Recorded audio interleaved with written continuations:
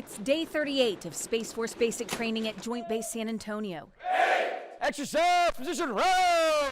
It may look and sound like basic boot camp for soldiers, sailors, Marines, or airmen. But these are guardians in the U.S. Space Force, the first new branch of the armed services in more than 70 years.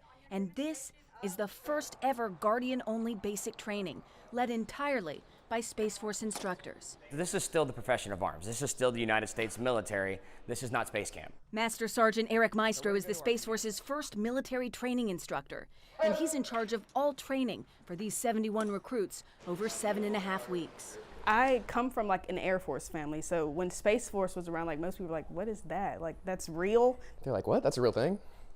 Yeah, it's a real thing. The biggest change between this basic training and other boot camps is in the classroom.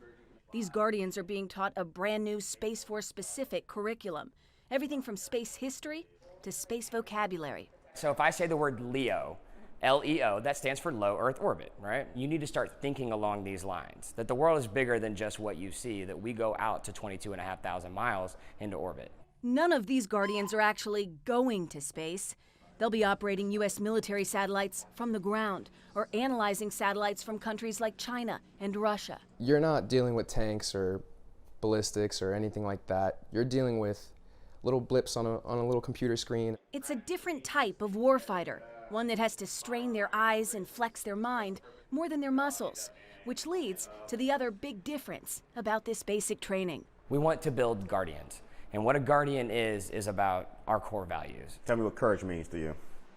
I think courage for me means being able to ask for help when you need it. It's a mindset made for a modern military force. Maybe you need to step away and have some meditation time.